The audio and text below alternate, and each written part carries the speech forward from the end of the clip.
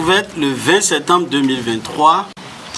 La deuxième session ordinaire de l'année 2023 de la Haute Autorité de l'Audiovisuel et de la Communication prend fin ce jour, mercredi 17 janvier 2024, conformément aux dispositions de l'article 83 du règlement intérieur. Au cours de la session, les conseillers ont examiné 18 rapports, mené plusieurs activités et pris 14 décisions. Dans le cadre de la protection de la liberté de la presse et de l'accès de nos populations à l'information, la deuxième section ordinaire de l'année 2023 s'épanche médias en ligne, fournissant des services de communication audiovisuelle et de presse écrite destinés au public, ce qui porte le nombre de conventions signées avec cette catégorie de promoteurs à 41. Nous les félicitons et les invitons aussi au respect de leur cahier de charges.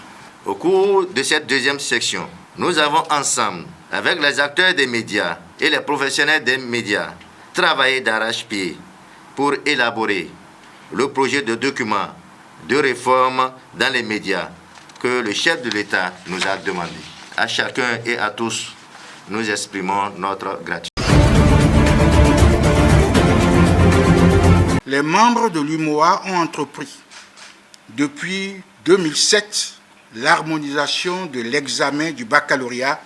Au terme de plusieurs réunions et ateliers, les 8 pays membres de l'Union ont réussi à prendre la directive portant organisation du baccalauréat harmonisé au sein des États membres de l'Union économique et monétaire ouest-africaine qui définit le cadre général du baccalauréat UMOA. C'est une étape du processus, mais une étape très déterminante pour rejoindre les pays qui nous ont devancés. Ça vient en ajouter à ce que nous savons déjà de notre baccalauréat dans la sous-région et au plan international. Ce bac harmonisé a sa justification, puisque au niveau régional, il a été constaté les problèmes de mobilité, de reconnaissance, de facilitation à tous nos candidats. Faites partie d'une équipe scientifique nationale et cette équipe va être connectée à une équipe régionale pour qu'il y ait une bonne cohésion, une bonne transparence et une bonne transition des échanges que nous faisons. Il s'agit d'un projet de loi, Monsieur le Président, uniforme. Uniforme parce que c'est un texte qui relève du droit communautaire. La Commission des relations extérieures, de la coopération au développement, de la défense et de la sécurité suggère à la plénière le vote du présent projet de loi. Avec cette nouvelle loi uniforme, j'ai comme l'impression qu'il y a une nouvelle définition du fait terroriste et du financement du terrorisme, peut-être qui permettront de réduire un certain nombre d'ouvertures trop larges que les dispositifs légaux béninois actuels autorisent. Dans l'étude de la loi, j'ai bien noté, les collègues de la commission ont relevé les différentes insuffisances portées sur les différents projets passés, notamment l'insuffisance des enquêtes intégrées ou parallèles. Les différentes corrections apportées donc permettront effectivement d'avoir des chantiers plus intéressants dans la gestion de ce phénomène. On attend de voir quelles sont les modifications qui sont apportées pour en faire une loi républicaine, une loi qui s'applique véritablement aux vrais terroristes. Abel Sorokou vient d'intégrer l'Assemblée nationale à l'occasion de cette 9e législature et a été très apprécié pour sa participation aux travaux de l'Assemblée nationale. La terre lui soit légère, que l'Éternel Tout-Puissant l'accueille dans son royaume. C'est dommage, il est très jeune, Il est à sa première législature. Comme on dit, il a mis le pied à l'étrier et Dieu l'a voulu le rappeler. C'est une perte énorme. D'abord pour sa famille, mais pour son entourage, pour son électorat qui a placé en lui une confiance, pour son parti qu'il a bien positionné dans la dernière élection. Donc il a été l'espoir de tout un monde. Nous avions eu affaire pour nous malheureusement à l'un des députés, je vais dire sans langue de bois, probablement le plus sympathique. Un garçon très ouvert,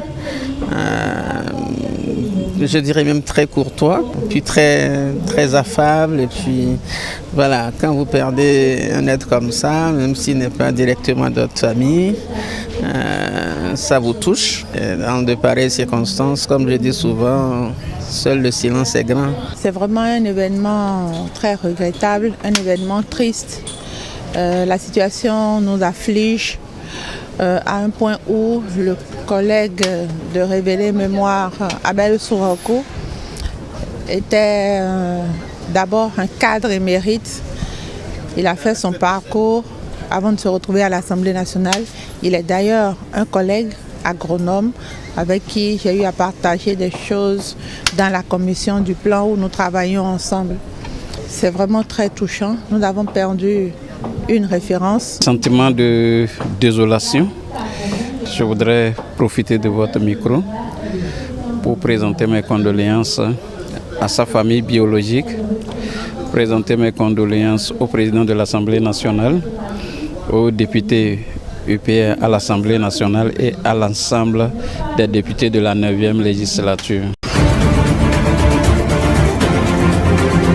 Au nom de tout le bureau exécutif de l'Union des professionnels des médias du Bénin et de tous les professionnels des médias du Bénin, je voudrais humblement saluer la mémoire de l'illustre disparu, le désormais feu Jérôme Carlos.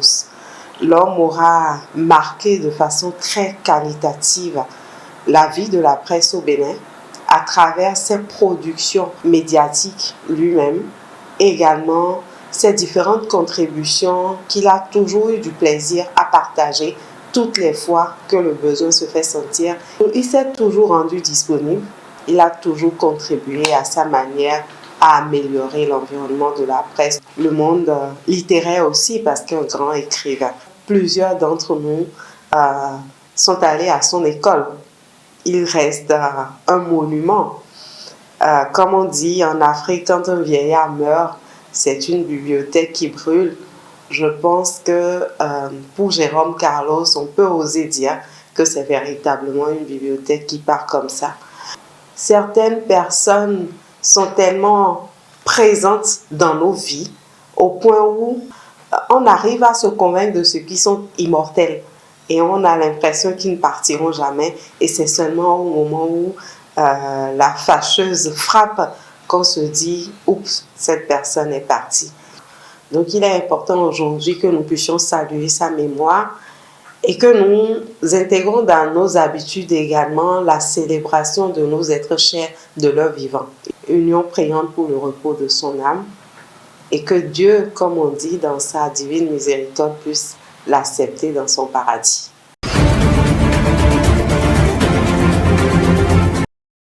En effet, j'ai connu Jérôme Carlos quand j'étais encore au lycée.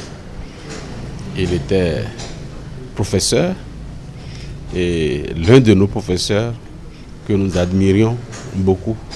Vous savez, quand on est en terminale, c'est l'histoire de la décolonisation qu'on enseigne en terminale. Et la bipolarisation du monde, c'était le programme, et c'est un programme qui était alléchant et qui nous parlait toujours des deux blocs, l'OTAN et le pacte de Varsovie. Et on était à l'aise. Donc c'était le début d'une vie d'amitié qui commençait ainsi jusqu'au moment où il a dû quitter.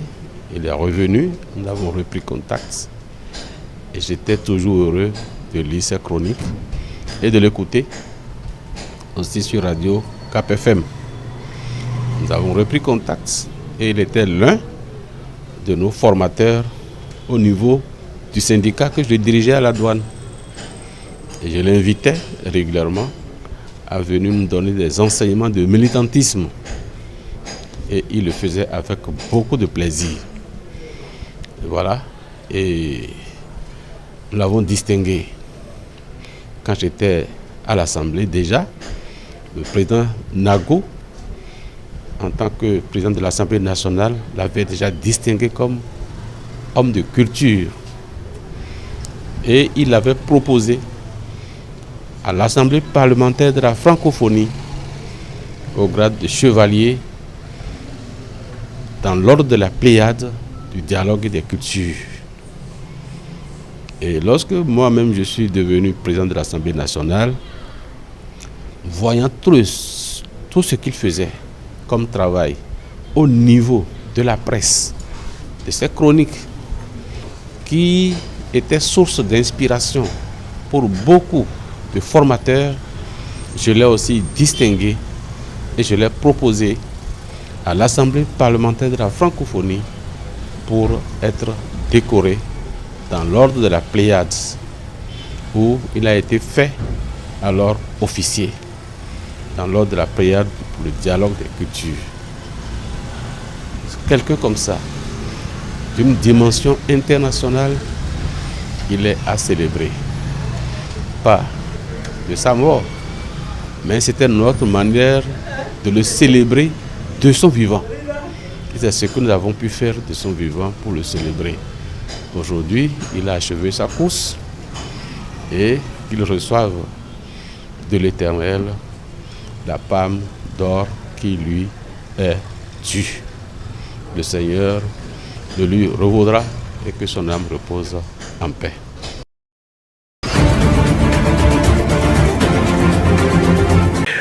Le pape François était toujours depuis son pontificat un pape soucieux de la périphérie, des peu pauvres, des exclus, des rejetés et donc des pécheurs. Il est très sensible à notre pauvreté au niveau. Donc le pape, soucieux de ça, a voulu une pastorale d'accompagnement des personnes de même sexe qui décident de vivre ensemble. Ce n'est pas un mariage, mais il estime qu'il faut la bénédiction, c'est-à-dire une bénédiction qu'il appelle pastorale, dissociée de la bénédiction liturgique qui fait un sacrement de mariage. Dans la bénédiction pastorale, la pastorale, c'est ce qui permet de parler de Dieu et d'accompagner le pécheur pour qu'il puisse retrouver la conversion. Donc le pape, c'est le souci de ne pas laisser ces homosexuels de côté, mais d'aller à leur rencontre, de leur manifester l'amour de Dieu et de les accompagner pour qu'ils puissent devenir, si vous voulez, véritablement chrétiens par la conversion. Cependant, vous comprenez que quand le pape dit des choses pareilles, ça peut choquer des gens, ça peut susciter l'incompréhension, surtout de ceux et celles qui ne vivent pas cette réalité. Donc, étant donné que beaucoup ne vivaient pas cette réalité, surtout en Afrique, ils ont trouvé que bénir, ça pouvait semer des confusions au niveau des homosexuels et les conforter dans leur position de rester contre nature. Alors, le cardinal chargé de la foi, de la doctrine de la foi, a expliqué que la démarche du pape n'était pas celle de bénir pour en faire des couples, donc pour le mariage, mais plutôt une bénédiction de conversion. Comme autrefois, le baptême que Jean-Baptiste donnait était un baptême de conversion. Moi, je pense que la vérité n'est jamais dans la brutalité. Lorsque, quand tu veux dire la vérité, tu es porteur d'une vérité, ça se fait toujours dans l'amour, dans la fraternité, dans la communion. Et le Saint-Père est le vicaire du Christ, et donc on lui doit obéissance, respect. Et je pense que, bon, certaines personnes, vous savez, la colère déséquilibre le corps et l'esprit. Hein. C'est pour cette raison que la colère est placée parmi les péchés capitaux. Donc, être en colère, ça peut être désorganisé. On peut être désorganisé en restant en colère. Il y en a qui étaient irrités, donc ils ont manifesté leur colère. J'espère que rentrer en eux-mêmes et vont se rendre compte que ça n'a pas besoin de tel tapage avant de se faire entendre, si tant est que on est porteur d'une vérité. La simplicité, la douceur est la voie royale de relations interpersonnelles et de relations avec sa sainteté, le pape François, qui est un pape extraordinaire, qui aime son peuple et qui veut que tout le peuple de Dieu, tout le peuple que le Seigneur lui a confié, aussi bien les bien portants que les malades, soient tous bénéficiaires de la grâce de Dieu. Et ça encourage. C'est ce que tout pasteur doit faire. Comme le Seigneur qui sait lever son soleil sur les justes comme sur les méchants. Mais en levant le soleil sur les méchants, c'est pour qu'ils puissent avoir la lumière et non demeurer dans les ténèbres. Alors nous souhaitons que tous nous soyons porteurs de lumière du Christ et que notre vie soit constamment une vie de conversion, une vie de confession, une vie de renouvellement, une vie de sainteté.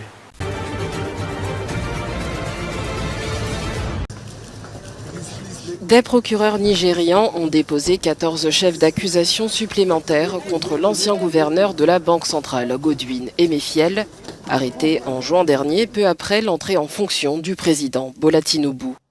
Après 9 ans à la tête de la Banque centrale, Godwin Emefiele a démissionné l'année dernière à la suite de son arrestation et d'une détention de 5 mois. D'après les déclarations des procureurs devant un juge à Abuja, les récentes accusations portées contre lui concernent entre autres la contrefaçon, violation criminelle de la confiance et fraude à la passation de marché. Godwin Emefiele sera donc inculpé vendredi selon les chefs d'accusation modifiés. L'ancien chef de la Banque centrale, qui a fait une candidature sans précédent à la présidence du Nigeria l'année dernière, était l'une des personnalités les plus puissantes du pays au cours de la dernière décennie. Il a supervisé un système fortement critiqué de taux de change multiples, utilisé notamment pour maintenir artificiellement la vigueur de la monnaie nationale, le Naira.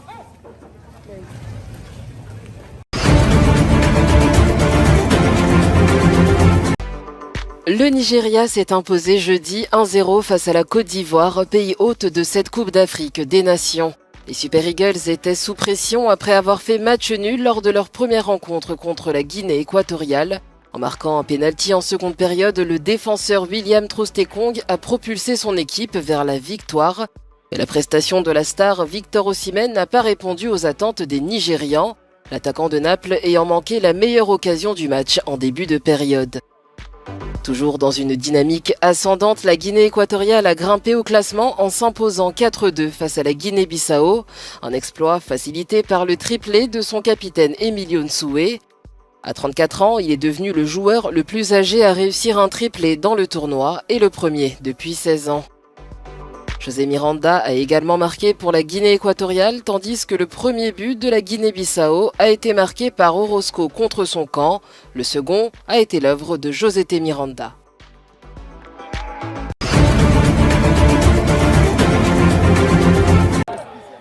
Moïse Katumbi et Martin Fayulu, deux candidats à l'élection présidentielle de décembre en République démocratique du Congo, ont émis un appel à manifester samedi, jour où le président Félix Tshisekedi doit prêter serment pour un second mandat.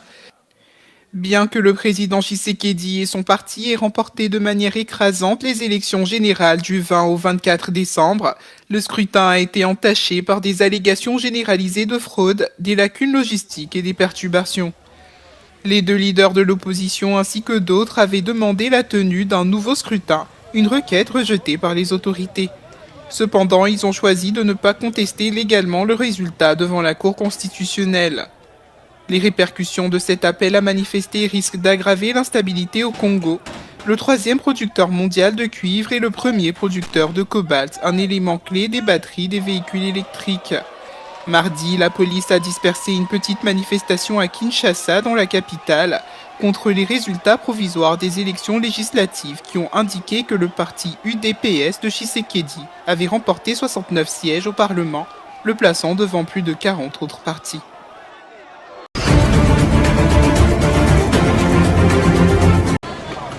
Alors que Félix Tshisekedi prête serment ce samedi, les élections du 20 décembre en RDC restent contestées à Bukavu, dans le sud Kivu.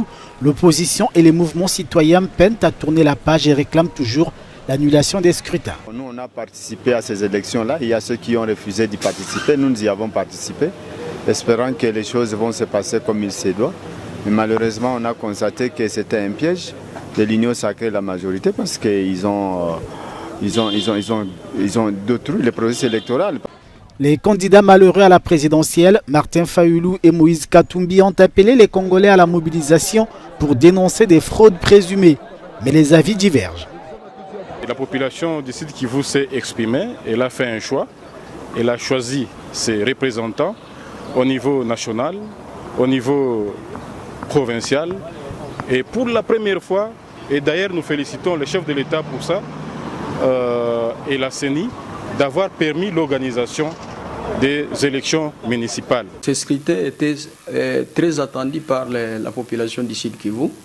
Et donc la population voulait à tout prix aller aux élections. Et ce qui a été fait, on a vu les témoins des partis politiques, les observateurs, et vraiment n'ont pas été considérés par les agents de la CENI. Ils étaient humiliés, chassés, et vraiment pas de considération comme telle conformément à la loi. Des personnes vulnérables n'ont pas été respectées, vraiment, leurs droits ont été bafoués. Pour les mouvements citoyens, l'invalidation de 82 candidats députés par la centrale électorale conforte la thèse d'un rendez-vous électoral manqué en RDC.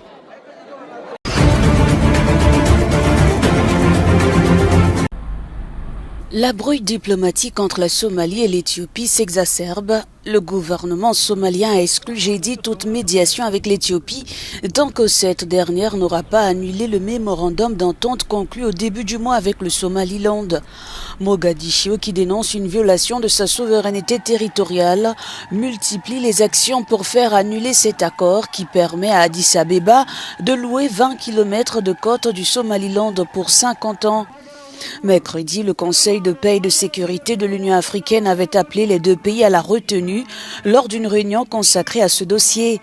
À sa suite, la 42e session extraordinaire de l'IGAD, l'autorité intergouvernementale pour le développement, s'est ouverte ce jeudi en Ouganda avec pour but de trouver une solution à la forte tension diplomatique entre l'Éthiopie et la Somalie et le conflit au Soudan. Dans cette impasse, un avion d'Ethiopian Airlines a été empêché mercredi d'atterrir à Hargeisa.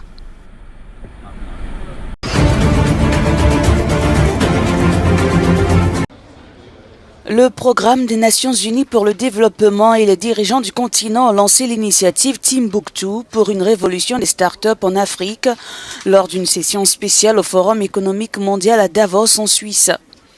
L'ambition de Timbuktu est de mobiliser et d'investir $1 milliard de capital catalyseur et commercial pour transformer 100 millions de moyens de subsistance et créer 10 millions de nouveaux emplois. Le président rwandais Paul Kagame a annoncé une contribution immédiate de $3 millions pour lancer le fonds d'innovation africain qui sera hébergé à Kigali.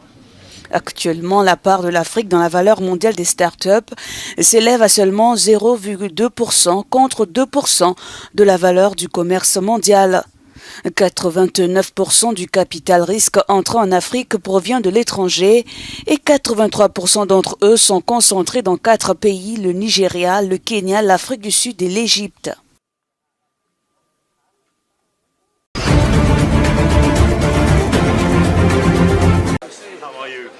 Au Forum économique mondial en Suisse, Agnès Calamar, la secrétaire générale d'Amnesty International, a souligné le risque de génocide dans les zones de conflit, comme dans la bande de Gaza, mentionnant notamment la nécessité d'agir impérativement.